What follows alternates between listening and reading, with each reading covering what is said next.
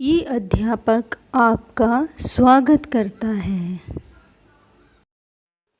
नमस्कार प्यारे बच्चों, आज मैं लेकर आई हूँ चावल की रोटियों की प्रश्न उत्तर।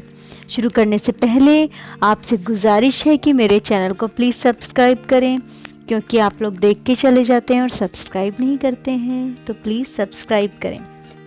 प्रश्न 1 है, नाटक में हिस्सा लेने वाले को पात्र कहते हैं। जिन पात्रों की भूमिका महत्वपूर्ण होती है उन्हें मुख्य पात्र, और जिनकी भूमिका ज़्यादा महत्वपूर्ण नहीं होती उन्हें गौण पात्र कहते हैं। बताओ, इस नाटक में कौन कौन मुख्य व गौण पात्र हैं? इस नाटक में कोको महत्वपूर्ण भूमिका में है, अतः उसे नाटक का मुख्य पात्र कहेंगे। बाकी सभी नीनी, मीमी, तिनसु और उबातुन गौण पात्र हैं। इसके बाद आता है प्रश्न 2। कभी कभी आपने कोई चीज़ या बात दूसरों से छिपाई है या छिपाने की कोशिश की है। उस समय क्या क्या हुआ था? एक बार मेरा एक दोस्त मुझसे फुटबॉल मांगने आया। मैं देना नहीं चाहता था, परंतु मुझे पता था कि वह उसकी हवा निकालकर मेरे पास लौटाएगा। वह कई दोस्तों के फुटबॉल के साथ ऐसा कर चुका था, अतः मैंने बहाना बनाया कि फुटबॉल मेरा छोटा भाई लेकर खेलने चला गया। प्रश्न 3 कहते हैं, एक झूठ छिपाने के लिए 100 झूठ बोलने पड़ते हैं। क्या तुमने कहानी पढ़कर ऐसा लगता है? कहानी की मदद से इस बात को समझाओ। उत्तर, हाँ, यह बिल्कुल सही है। एक झूठ छिपाने के लिए 100 झूठ बोलने पड़ जाते हैं। ऐसा ही कुछ इस नाटक में भी हुआ। कोको को चावल की रोटियां बहुत पसंद हैं, अतः वह सभी चारों रोटियां स्वयं खाना चाहता है। लेकिन प्रयोग ऐसा होता है कि जब जब वह रोटियां खाने बैठता, उसका कोई ना कोई दोस्त आ जाता। वह रोटियां उसके साथ बांटकर खाना नहीं चाहता था और उन्हें छिपाने की कोशिश में कई झूठ बोलता है, जैसे उसका पेट भरा हुआ है, रेडियो खराब है, घर में चूहा है, माँ को फूलों से एलर्जी है आदि।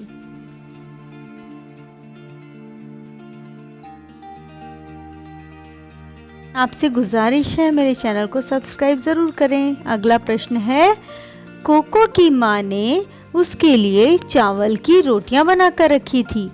भारत के विभिन्न प्रांतों में चावल अलग अलग तरीके से इस्तेमाल किया जाता है, भोजन के हिस्से के रूप में भी और नमकीन और मीठे पकवान के रूप में भी। तुम्हारे प्रांत में चावल का इस्तेमाल कैसे होता है? घर में बातचीत करके पता करो और एक तालिका बनाओ। कक्षा में अपने दोस्तों की तालिका के साथ मिलान करो तो पाओगे कि भाषा, कपड़े और रहन सहन के साथ साथ खान पान की दृष्टि से भी भारत अनूठा है।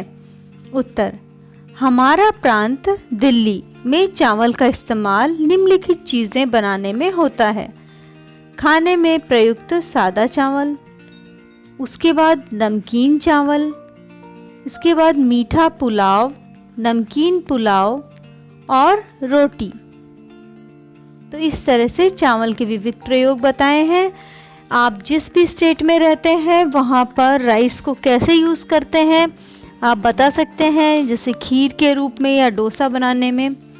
अगला प्रश्न है, अपनी तालिका में से चावल से बनी कोई एक खाने की चीज़ बनाने की विधि पता करो और नीचे दिए गए बिंदुओं के हिसाब से लिखो। सामग्री, तैयारी और विधि। तो हम बना रहे हैं। उत्तर है, चावल का नमकीन पुलाव बनाने की विधि। सामग्री इसमें चाहिए चावल, गोभी, मटर, गाजर, आलू, धनिया पत्ता। अब हमारी बनाने की विधि है, सबसे पहले सभी सब्जियों को, धनिया पत्ता को नहीं, अच्छी तरह धोकर काट लेंगे। फिर चावल को धोकर सुखा लेंगे। फिर उसे घी में भूनकर निकाल लेंगे। अब कटी हुई सब्जियों को घी में भूनो। भूनते समय उनमें नमक, मिर्च, हल्दी पाउडर और इलायची डालो। जब उनका रंग सुनहरा हो जाए तो उनमें चावल को डालकर थोड़ी देर फिर भूनो। अब प्रेशर कुकर में अंदाज से पानी चढ़ाओ। जब पानी गर्म हो जाए तो कढ़ाई की सामग्री डाल दो, फिर उसे बंद कर दो। एक सीटी के बाद उतार दो। थोड़ी देर बाद गर्मा गर्म परोसो। चाहो तो ऊपर से धनिया पत्ता भी बारीक काट कर डाल सकते हैं। कोको के माता पिता धान लगाने के लिए खेतों में गए। कोको की माँ ने उसके लिए चावल की रोटियां बनाई।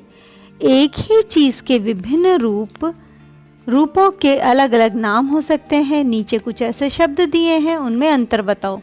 चावल, धान, भात, मुरमुरा, चिवड़ा, साबुत दाल, धुली दाल, छिलके वाली दाल, गेहूँ, दलिया, आटा, मैदा, सूजी। तो इसमें चावल, दाल और गेहूं के विभिन्न रूप हैं। चावल, धान से निकला हुआ दाना जो सफ़ेद रंग का होता है, हमें दिखाई देता है, उसे चावल कहते हैं।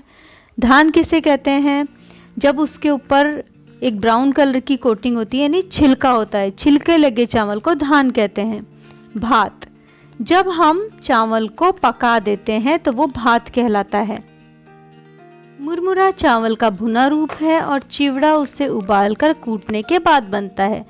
साबुत दाल, छिलके वाली दाल जो टुकड़े में नहीं है। धुली दाल, टूटी हुई बिना छिलके वाली दाल। छिलका दाल, टूटी हुई छिलके वाली दाल। गेहूँ, साबुत दाना।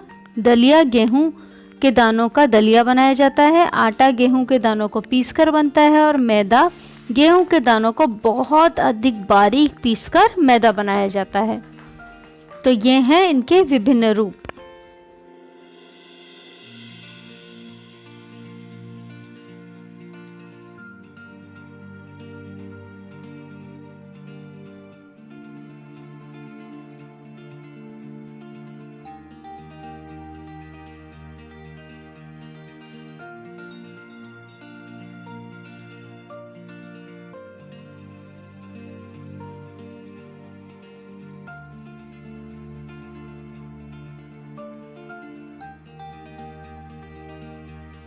हमारे चैनल को सब्सक्राइब करना ना भूलें।